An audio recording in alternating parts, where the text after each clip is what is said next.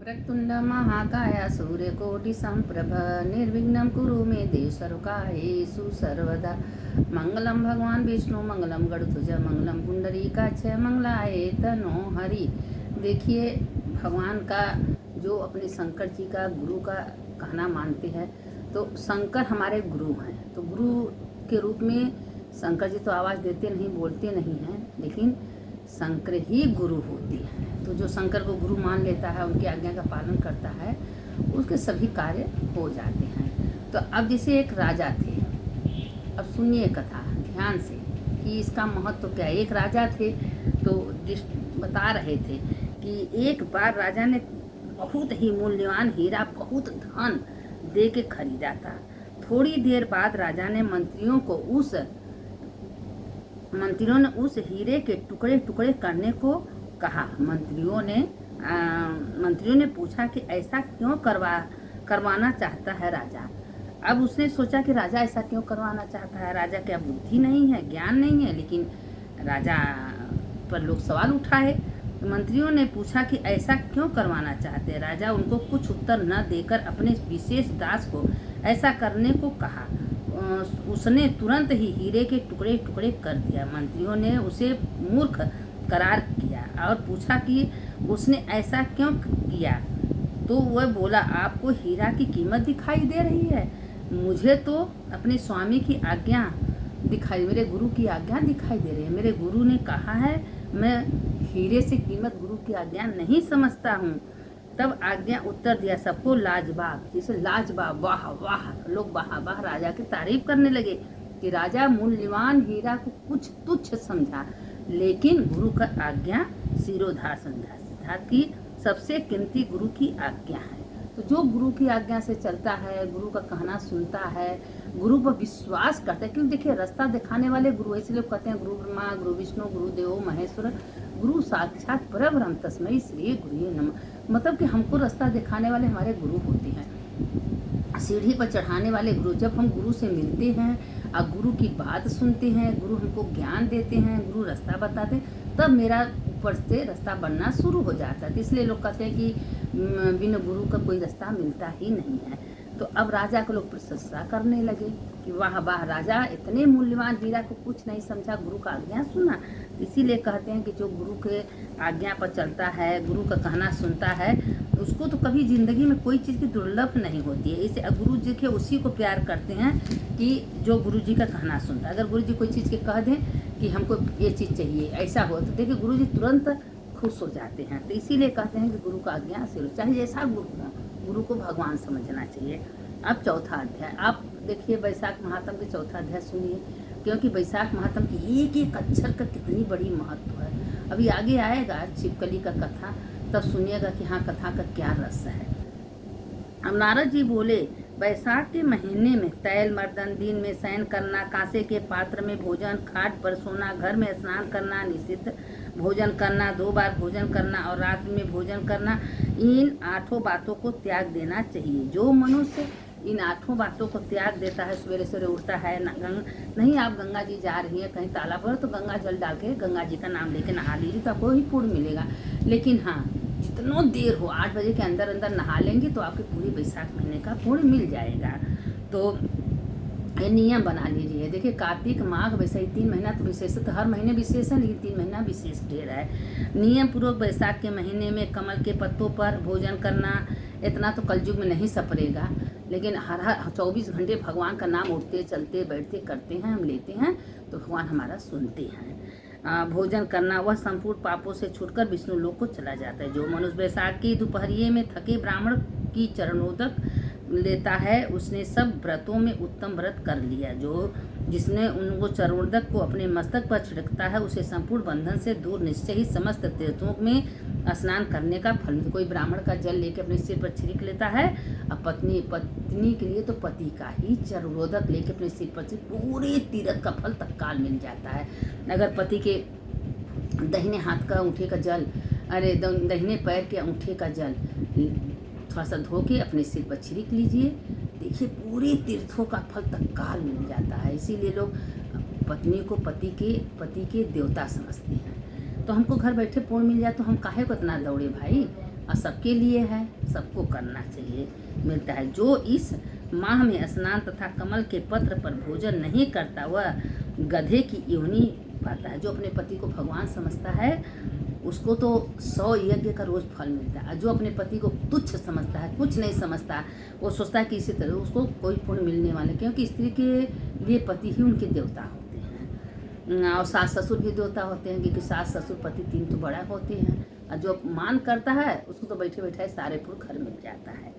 भोजन नहीं कर, जो गधे की योनि पाता, जो मनुष्य बिना स्नान दान दिए व्यतीत कर देता है वह पिशाच की योनि पाकर नरक को चला जाता है। जो लोभी अन्न और जल का नहीं दान करता उसमें पाप तथा दुख कभी दूर नहीं होता। जो सूर्योदय के समय प्रातःकाल समुद्र में मिलने वाली नदियों में स्नान करे उसे 7 जन्म के पाप तत्काल नष्ट हो जाते हैं। राजन, जो मनुष्य उषा काल में सप्त गंगा में स्नान करते हैं उनके कोटि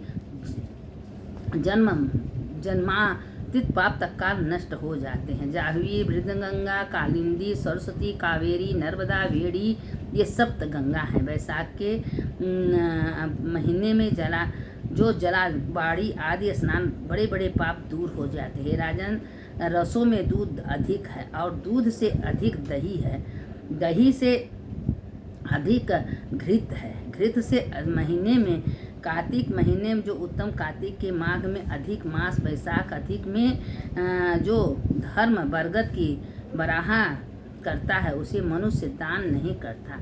जो बरगद की पूजा करता है उसके समस्त पाप नष्ट हो जाता। वह दरिद्री नहीं होता। जो दरिद्री होने पर पाप करने लगता है, तो जो देखिए दान पुण्य नहीं करता है, जो ये सब काम नहीं करता वही दरिद्री होता है, तो पाप करने लगता है।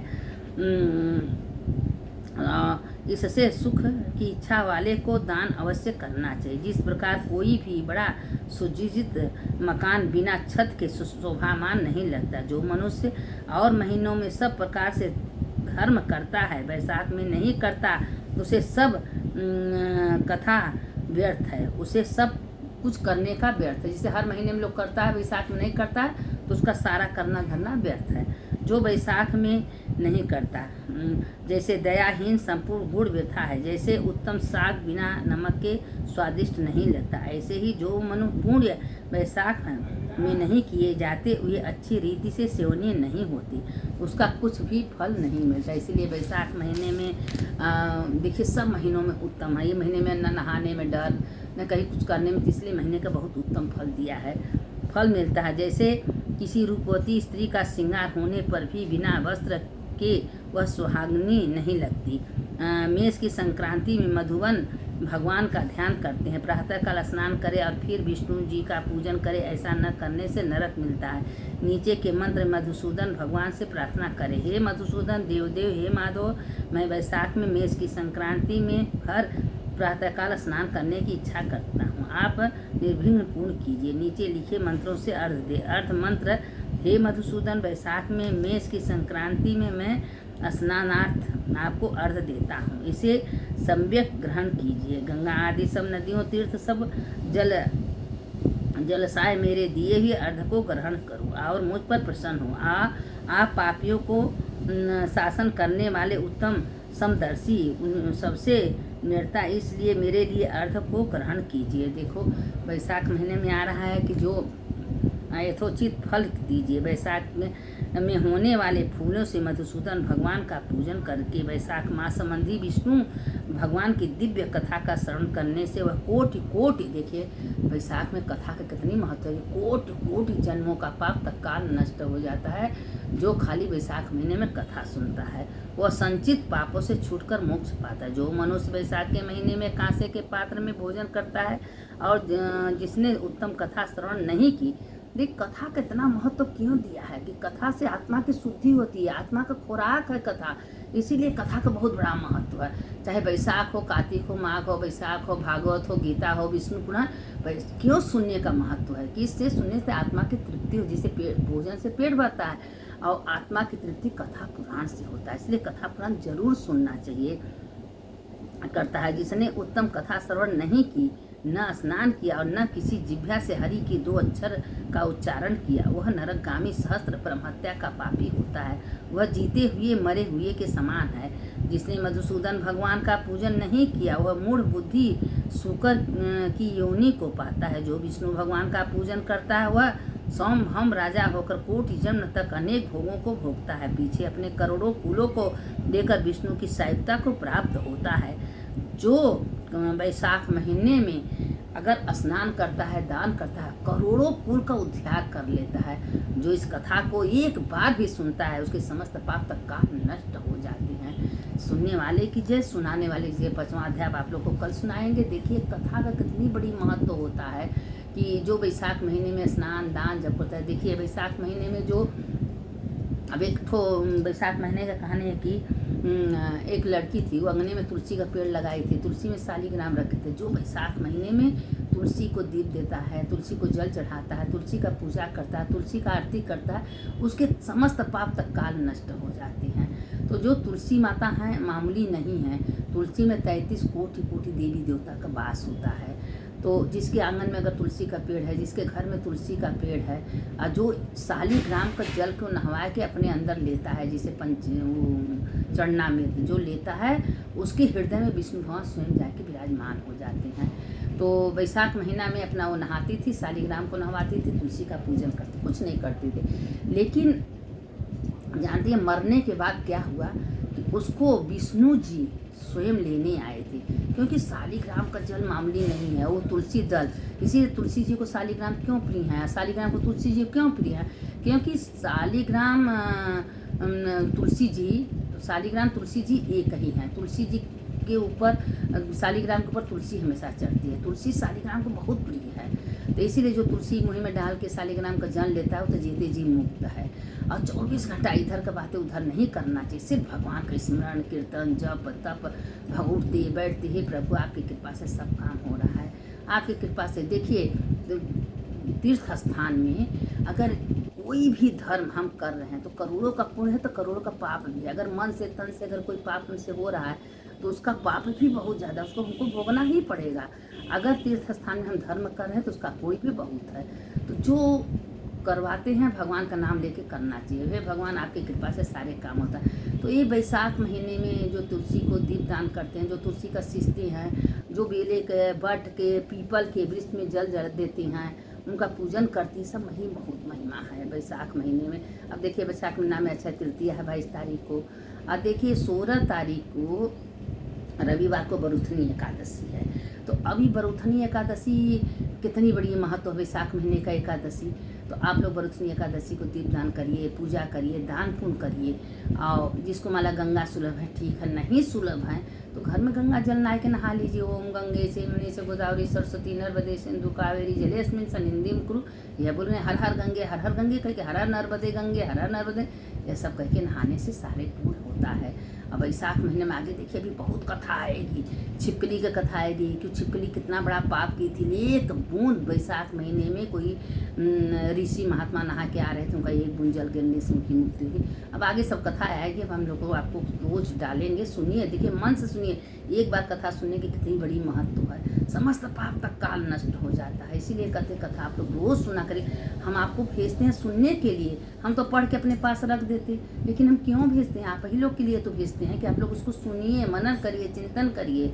सुनने वाले की जय, सुनाने वाले की जय। शंकर शंकर हर हर शंकर शंकर शंकर जय जय शंकर।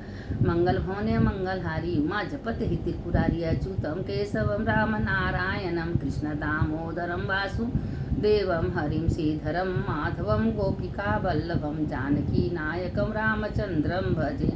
हर हर महादेव, घर घर महादेव। सुनने वाले की जय, सुनाने वाले की जय।